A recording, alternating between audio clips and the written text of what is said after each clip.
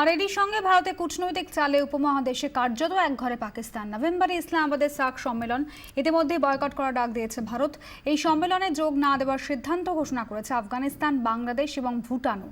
SAARC গোষ্ঠীর অন্তর্ভুক্ত দেশগুলোর মধ্যে বাকি থাকছে আর নেপাল, মালদ্বীপ এবং শ্রীলঙ্কা।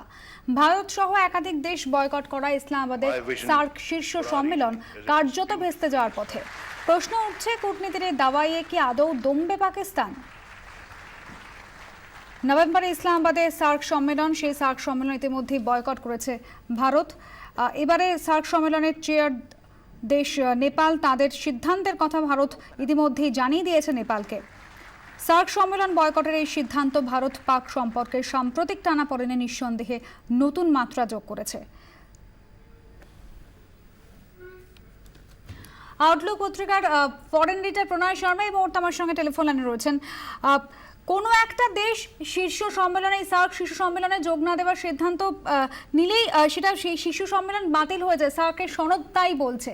ভারতের এই সিদ্ধান্ত কূটনৈতিক স্তরে সত্যি পাকিস্তানের ওপর কতটা চাপ সৃষ্টি করলো? দেখুন, এটা সিগনিফিকেন্ট এই কারণে, কারণ ভারত যাচ্ছে না একটা বড় পদক্ষেপ। তার মানে যে এই ধরনের এনগেজমেন্টের কথা পাকিস্তানের তরফ থেকে বলা হচ্ছিল এতদিন, বা তারা ভাবছিল, আশা করছিল, সেটা আর হবে না। যদি নরেন্দ্র মোদী যেতেন তাহলে হয়তো সেখানটায় সার্কের এই সামিটের সাইড লাইনে, যেটা ইউজুয়ালি হয়, তিনি আলাদা করে নওয়াজ শরীফের সঙ্গে হয়তো কোনো মিটিং দেওয়া হতে পারত, কিন্তু সেটার এখন সম্ভাবনা নেই। পাশাপাশি ভারতের এই সিদ্ধান্তকে স্বাগত বা একদিক থেকে সাপোর্ট জানিয়ে অন্যান্য দেশগুলো এসে, এইটা কিন্তু এর আগে হয়নি কখনো। বেশিরভাগ ক্ষেত্রেই যখন নাকি ভারত এবং পাকিস্তানের মধ্যে কোনো বিবাদ দেখা দিয়েছে, তখন কিন্তু সাউথ এশিয়ার অন্যান্য দেশগুলোতে সেটা সেফ ডিস্টেন্সে দাঁড়িয়ে দেখেছে পুরোটা।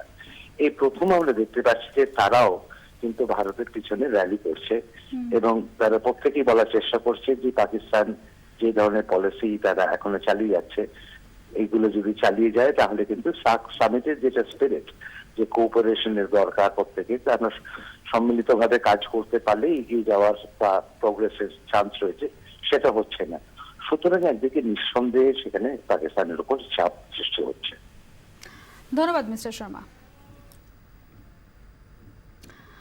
আপনাদের শোনাবো কংগ্রেসের তরফ থেকে ঠিক কি প্রতিক্রিয়া। सरकार की या मोदी जी की जो सबसे बड़ी परेशानी हम लोगों को नजर आती है कि ये जो विपक्ष में थे तो इतनी गैर जिम्मेदाराना बात इन्होंने कही कि आज उसको निभाने में इनको परेशानी हो रही है, और इसीलिए मीडिया के जरिए, टीवी चैनलों के जरिए, न्यूज एजेंसियों के जरिए ये अपनी बात, आधी अधूरी बात प्लान करके सरकार को किसी स्पष्ट नीति के साथ आना चाहिए सामने।